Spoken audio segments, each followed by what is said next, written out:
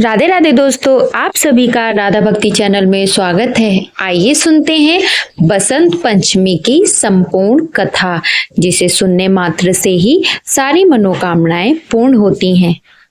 आज बसंत पंचमी है। आपको, आपके परिवार को इस पावन पर्व की बहुत बहुत शुभकामनाएं।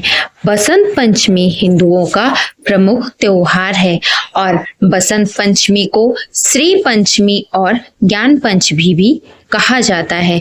यह त्योहार माघ के महीने में शुक्ल पंचमी के दिन मनाया जाता है।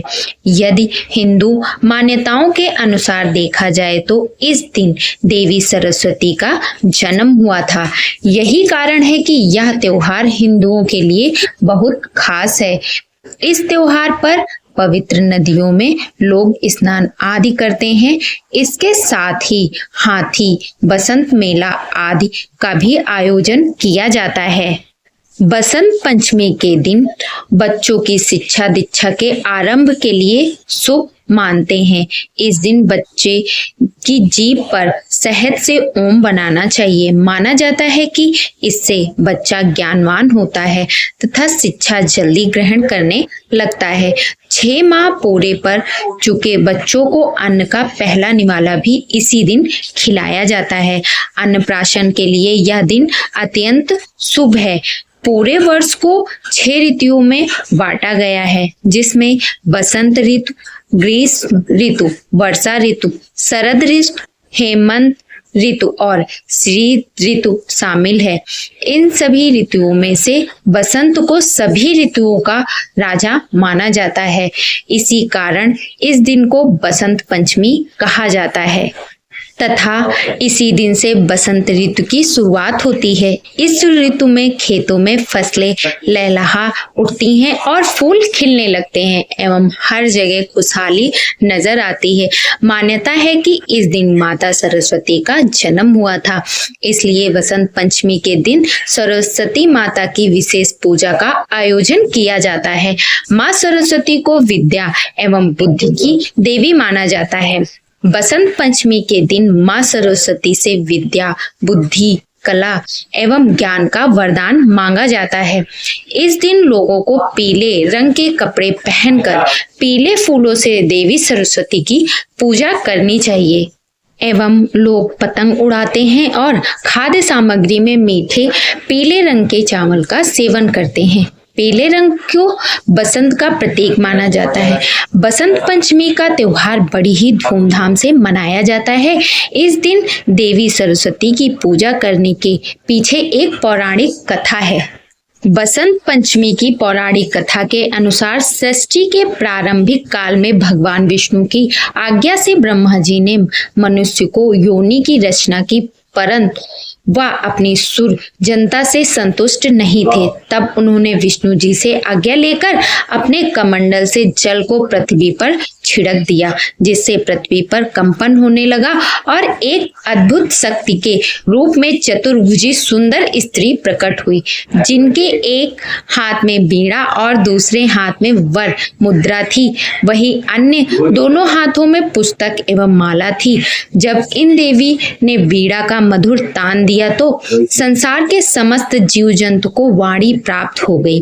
तब ब्रह्मा जी ने उस देवी को वाणी की देवी सरस्वती कहा। सरस्वती को बाघेश्वरी, भगवती, शारदा, बीणावादिनी और भाग्य देवी सहित अनेक नामों से पूजा जाता है। संगीत की उत्पत्ति करने के कारण वह संगीत की देवी थी। इस तरह से देवी सरस्वती का प्रकट हुआ। इसी प्रकार माँ सरस्वती के अवतरण दिवस के रूप में बसंत पंचमी का पर्व मनाया जाता है। एक बार देवी सरस्वती ने भगवान श्री कृष्ण को देख लिया और उन पर मोहित हो गई। वह उन्हें पति के रूप में पाना चाहती थी, किंतु जब भगवान श्री कृष्ण को पता चला तो उन्होंने कहा कि वह केवल रुक्मणी के प्रति समर्पित हैं, लेकिन सरस्वती जी को मनाने के लिए उन्होंने वरदान दे दिया कि आज से माघ माह के शुक्ल पक्ष की पंचमी को समस्त विश्व आपकी विद्या के रूप में, ज्ञान की देवी के रूप में पूजा करेगा। उसी समय भगवान श्री कृष्ण ने सबसे पहले देवी सरस्वती की पूजा की। तब से लेकर निरंतर बसंत पंचमी के दिन माँ सरस्वती की पूजा लोगों द्वारा की जाती है। जय हो माँ सरस्वती। हे माँ भवानी, आपके सभी भक्तों पर कृपा दृष्टि बनाए रखें। अब आप श्रवण करेंगे माँ सरस्वती की बहुत ही सुंदर व अद्भुत अनोखी कथा। इस कथा के अनुसार मद्रास नामक स्थान पर बहुत समय पहले एक ब्राह्मण रहता था। उस समय सरस्वती और लक्ष्मी की आपस में नहीं बनती थी, इसलिए वह सरस्वती का पुजारी ब्राह्मण निर्धन था। वह प्राचीन परंपरा के अनुसार शिष्यों को पढ़ाता था। गुरुकुल की परंपरा के अनुसार शिष्य उसके लिए गांव जाकर भिक्षा मांगते थे। भिक्षा में जो भी मिलता था उसी से उसका गुजारा हो जाता था। ब्राह्मण की पत्नी को बच्चा होने वाला था। ऐसे में ब्राह्मण की पत्नी को चिंता होने लगी कि उसकी संतान का लालन पोषण इतनी गरीबी में कैसे होगा। इसी बात को लेकर वह अक्सर ब्राह्मण को उसकी गरीबी के लिए ताने मारने लगी। वे कहती, न जाने मुझे किन कर्मों की सजा मिली है जो मेरा विवाह मेरे पिता ने एक कंगाल से करा दिया। यह बात ब्राह्मण को अच्छी नहीं लगी। ताने सुन सुनकर वह परेशान हो चुका था। फिर एक दिन उसने एक फैसला लिया और अपने सबसे प्रिय, सूझबूझ वाले और तेजस्वी शिष्य को बुलाकर सारी जिम्मेदारी उसे दे दी।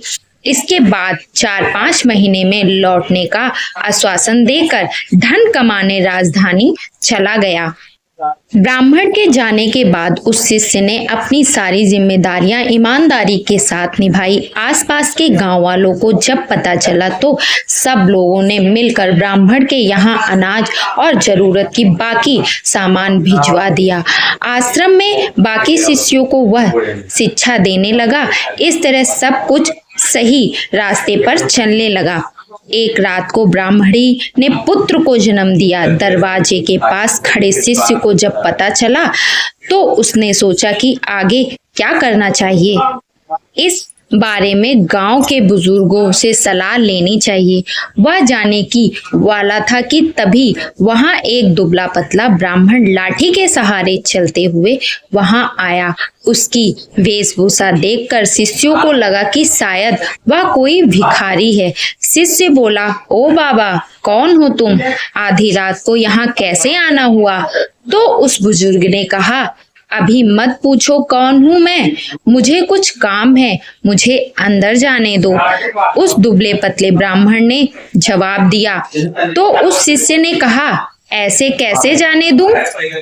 कम से कम अपना परिचय तो दीजिए। भला आप इस स्थिति में एक असहाय स्त्री के पास कैसे जा सकते हैं?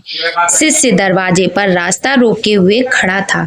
ब्राह्मण ने हंसते हुए जवाब दिया, तो सुनो, मैं विधाता हूँ, सबका भाग्य लिखने वाला हूँ। आज यहाँ बच्चा पैदा हुआ है जो बस उसी का भाग्य लिखने चला आया। भाग्य लिखने वाले को कौन रोक सकता है?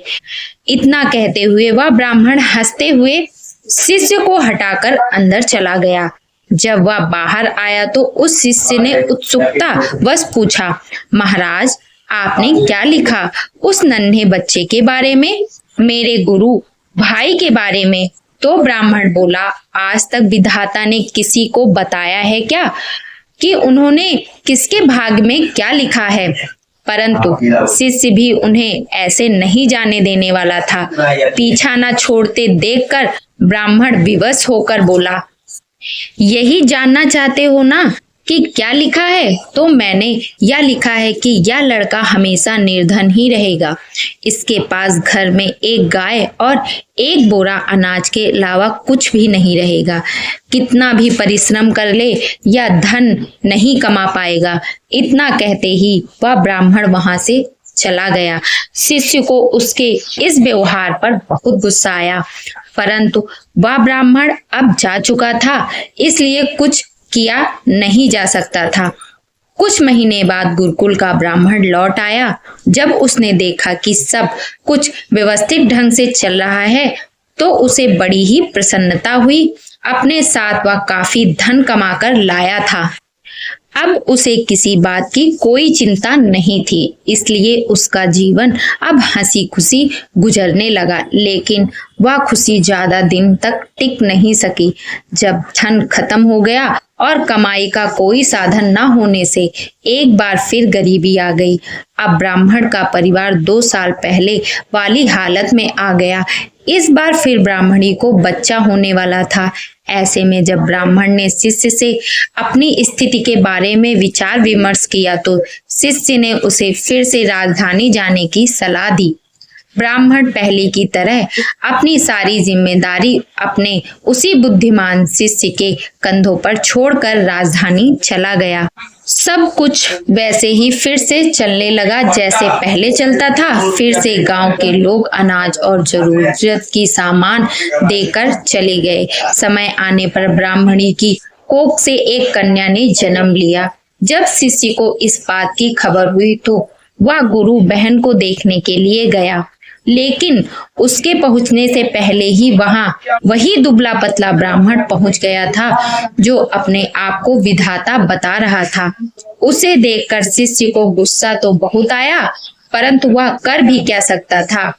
जब वह ब्राह्मण भाग्य लिखकर बाहर निकले तो शिष्य ने पूछा, कहो महाराज, अब कौन सा चक्रव्यूह रच कर आए हो?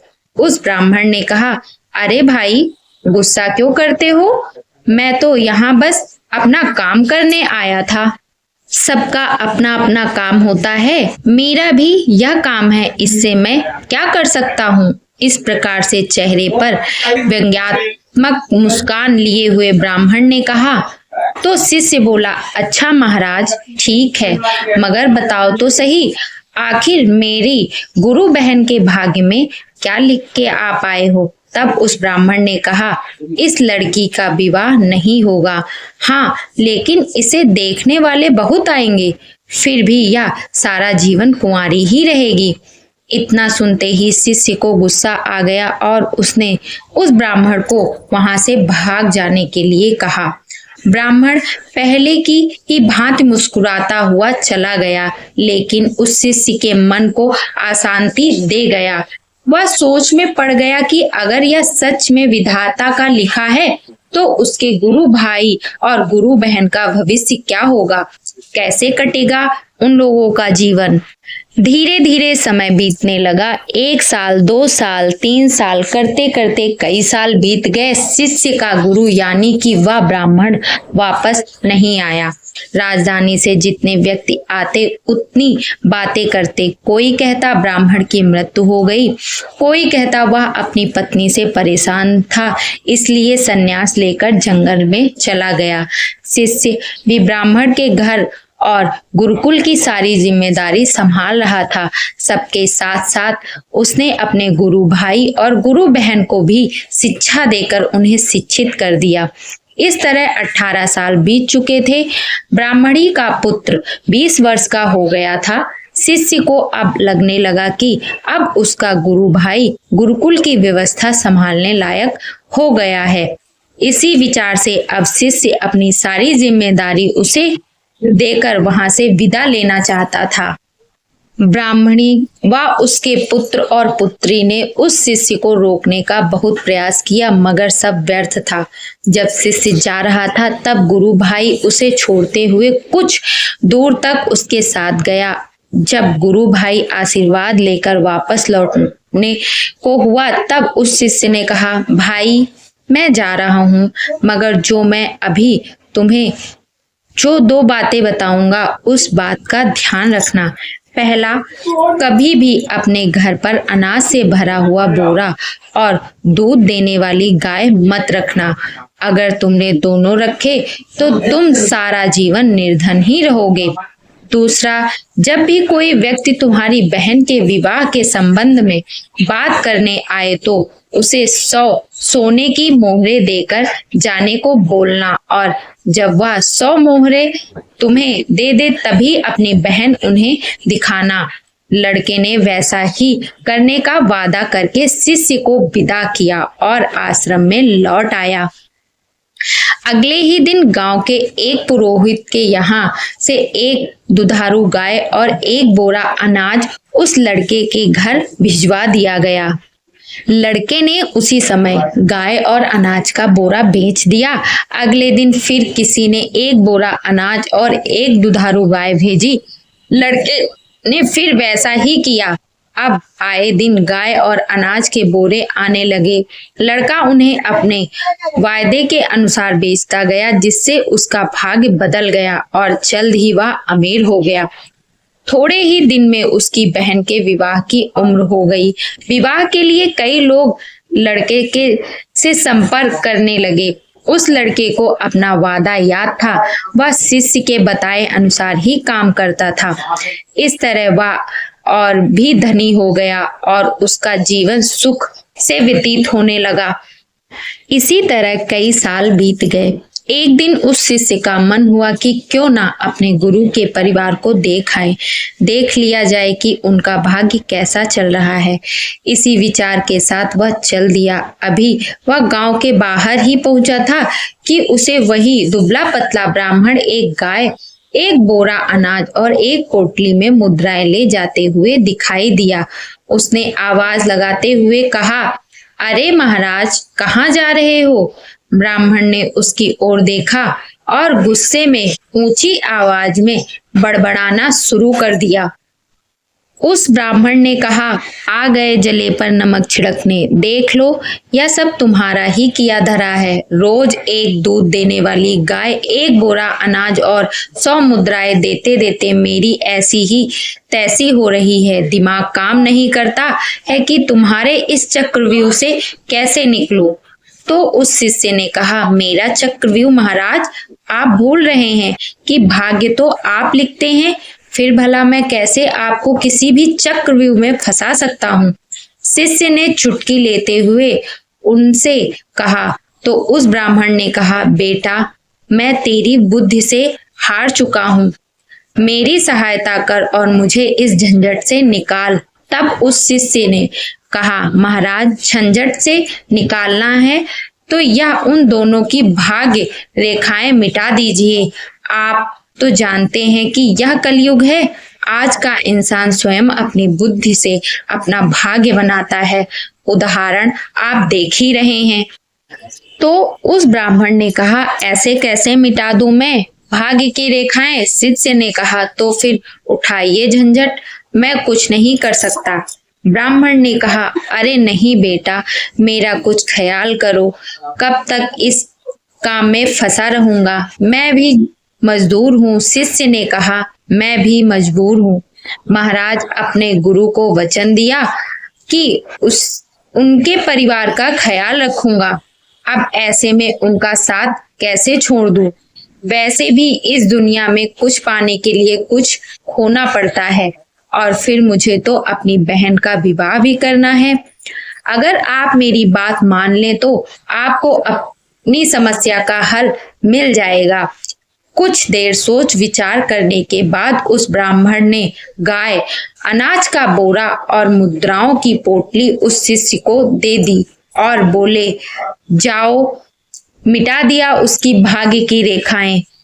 तुम्हें उनका जैसा भी भाग्य बनाना है बना लो, मैं कोई रुकावट नहीं डालूंगा।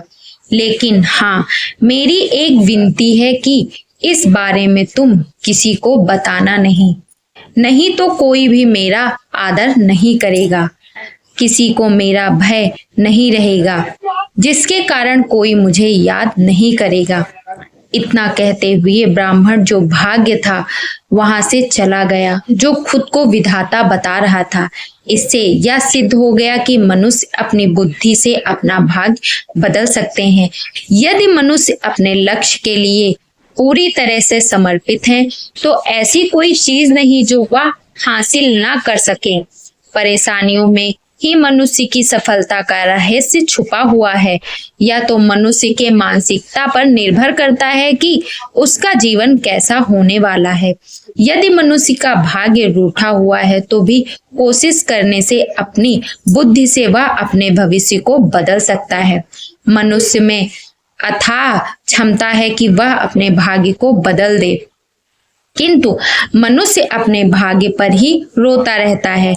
भाग्य भी उसकी परीक्षा लेता है। अब आइए श्रवण करते हैं माता लक्ष्मी और माता सरस्वती की एक पौराणिक कथा। एक बार की बात है, सरस्वती माता ब्रह्मलोक में अपनी बीड़ा बजा रही थी। तभी माता लक्ष्मी वहां प्रकट हुई। माता सरस्वती ने उनका स्वागत किया और उन्हें आसन पर बैठाया। तब माता सरस्वती ने उनसे यहाँ आने का कारण पूछा।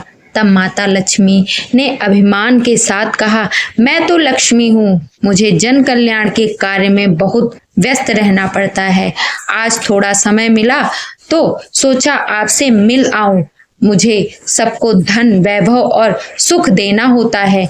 मेरे बिना तो इस दुनिया का चल पाना ही असंभव है।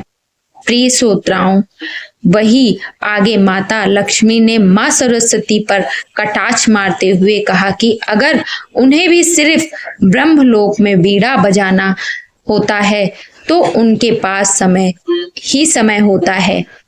माता लक्ष्मी की अहंकार भरी बातें सुनकर माँ सरस्वती को बहुत क्रोध आया, जिसके बाद उन्होंने माँ लक्ष्मी को कटाक्ष करते हुए कहा, देवी लक्ष्मी सत्य है, आप वैभव की देवी हैं, लेकिन फिर भी आपको चंचलता कहा जाता है।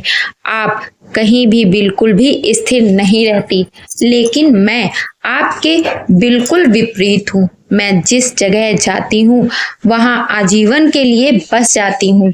आपको तो कोई भी चुरा सकता है, डाका डाल सकता है, लेकिन मैं नहीं, बल्कि मैं तो बांटने से बढ़ती हूँ।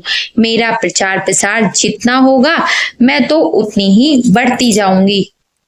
कोई मनुष्य कितना भी धनी क्यों ना हो, जब तक मैं उसके साथ नहीं होती उसका जीवन मिट्टी के समान होता है। माँ सरस्वती क्रोध में आज आग बबूला हो रही थी। साथ ही उन्होंने यह भी कहा कि उनके मंत्रों के बिना भगवान विष्णु की पूजा अधूरी है। माता सरस्वती के तर्कों से माता लक्ष्मी संतुष्ट नहीं हुई और ना ही अपनी बातों से हिली, जिसके बाद उन्होंने कहा कि अब इस विवाद का फैसला सिर्फ और सिर्फ श्री हरि विष्णु करेंगे, क्योंकि आपको वाणी में तो कोई भी हरा नहीं सकता।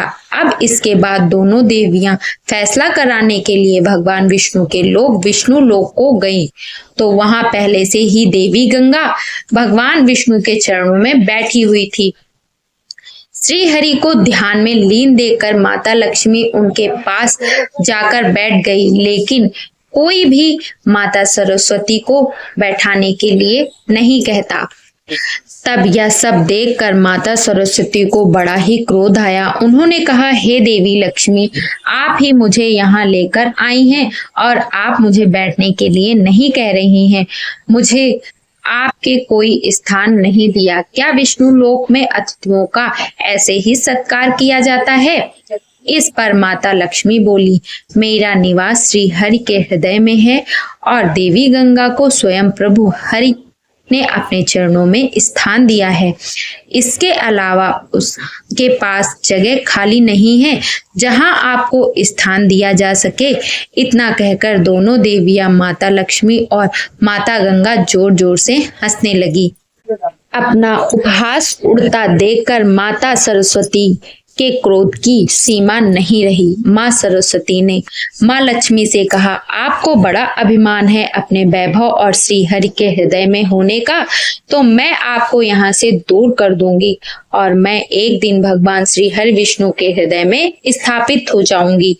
यह कहकर माता सरस्वती ने माता लक्ष्मी को श्राप दिया और कहा कि आप विष्णु लोक छोड़कर धरती पर चली जाएंगी, जहां आप तुलसी के रूप में जन्म लेंगी, जहां जाकर आपका भगवान विष्णु से कोई संबंध नहीं रहेगा और धरती पर आपका विवाह किसी असुर से होगा। वहीं माता लक्ष्मी को दिए गए श्राप को सुनकर देवी गंगा को मां सरस्वती पर क्रोध आ गया और उन्होंने माता सरस्वती को श्राप दिया कि वे एक नदी के रूप में पृथ्वी लोक पर बहेंगी। यह श्राप का सिलसिला यही नहीं थमा। माता लक्ष्मी की तरफदारी में देवी गंगा ने मां सरस्वती को तो श्राप दे दिया, लेकिन माता सरस्वती को यह भेदभाव बिल्कुल भी नहीं भाया। उन्होंने क्रोधित होकर देवी गंगा को भी श्राप दे दिया कि मैं भी आपको श्राप देती हूँ कि आप भी पृथ्वी लोक पर नदी के रूप में बहेंगी और आप में कंकालों, हड्डियों इत्यादि को बहाया जाएगा। जब यह श्राप का सिलसिला खत्म हुआ तो तीनों देवियां पछताने लगी और इस श्राप से मुक्ति पाने के लिए उपाय खोजने लगी। तभी भगवान विष्णु के नेत्र खुलते हैं और उन्होंने कहा, हे देवियों, मैंने आपकी बातों को सुना और समझा। आपको इस श्राप का फल तो भोगना ही पड़ेगा। यह बात माता गंगा को बहुत ही दुख देने लगी कि उन्हें अब मृत्युलोक में जाना पड़ेगा। धरती पर जाकर वहां पर रहना होगा। सभी मनुष्यों के पापों को धोना पड़ेगा।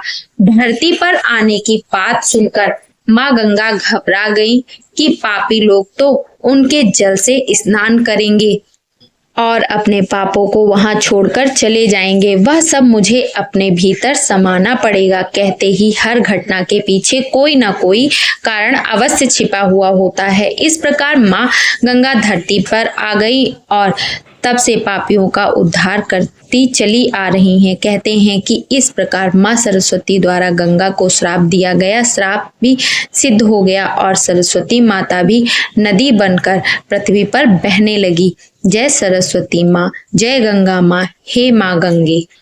अपने सभी भक्तों का कल्याण करना। अगर आप सभी को ये कथा पसंद आई हो तो अपने इस चैनल को लाइक, सब्सक्राइब, शेयर जरूर करें और कमेंट बॉक्स में राधे राधे लिखना ना भूलें।